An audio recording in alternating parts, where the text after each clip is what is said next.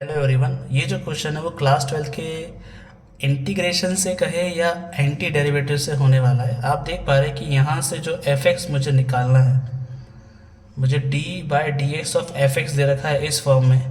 मुझे F x निकालना है, यहाँ क्वेश्चन में लास्ट दे रखा है, और साथ में ये भी कहा है कि अगर मैं पाई बाई 4 रखूँगा तो मेरे पास आंसर कितना आएगा, पाई बाई 4। तो मैं अगर यहाँ से इस डी एक्स को ट्रांसफर कर दूँ तो ये हो जाएगा सेक की पावर 4x, और कॉसेक 4x इस तरह से हो जाएगा, और ये ds हो जाएगा। मुझे फंक्शन निकालने के लिए करना पड़ेगा, इसका इंटीग्रेशन करना पड़ेगा, जो कि एक तरह का एंटी डेरिवेटिव भी है। ये d से इंटीग्रेशन कट जाएगा तो हमारे पास बचेगा fx, और यहाँ जब मैं इसको फॉर्मुलेट करूँगा तो मेरे पास आएगा 10 की पावर 4x dx। ठीक है, अब हम सबको पता है कि 10 की पावर 4x का डायरेक्टली कोई इंटीग्रेशन नहीं होता है। ठीक है, तो अगर मैं एक काम करूँ और यहाँ पे इसको 10 स्क्वायर एक्स और 10 स्क्वायर एक्स लिखूँ डी एस की फॉर्म में, और हम सबको पता है कि 1 प्लस 10 स्क्वायर एक्स जो होता है वो होता है सेक स्क्वायर एक्स, तो यहाँ से 10 स्क्वायर एक्स का एक वैल्यू आ जाएगा सेक स्क्वायर एक्स माइनस 1। तो जैसे ही मैं इसको 10 स्क्वायर एक्स और दूसरे वाले को sec square X minus 1 D X लिखूँगा, और मुझे पता है कि सेक एक्स का जो इंटीग्रेशन होता है वो सेक एक्स टेन एस होता है। ठीक है, यहाँ पे जो सेक एक्स का इंटीग्रेशन होता है वो सेक एक्स टेन एस होता है, और 10 का इंटीग्रेशन जो होता है वो सेक स्क्वायर एक्स होता है।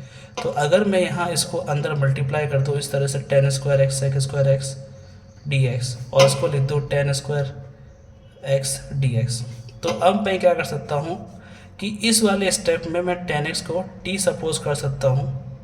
ठीक है, तो इसका हो जाएगा sec square X D X equal to D T. तो यहाँ पे मेरे पास हो जाएगा टी स्क्वायर डी टी, और यहाँ पे मैं जैसे मैंने कहा कि 10 स्क्वायर का डायरेक्ट नहीं होगा तो मुझे वापस इसको तोड़ना पड़ेगा sec square X minus 1 D X की फॉर्म में।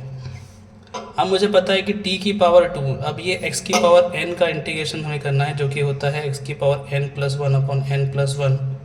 तो रख देंगे इसको, तो ये हो जाएगा हमारे पास d की पावर 3 अपॉन 3। यहाँ फिर जब हम सेपरेट करेंगे तो सेक स्क्वायर एस का इंटीग्रेशन करना पड़ेगा, और मुझे डी एस का इंटीग्रेशन करना पड़ेगा। तो अब हमको पता है कि t क्या था हमारा 10x, यानी 10 क्यूब एक्स अपॉन 3।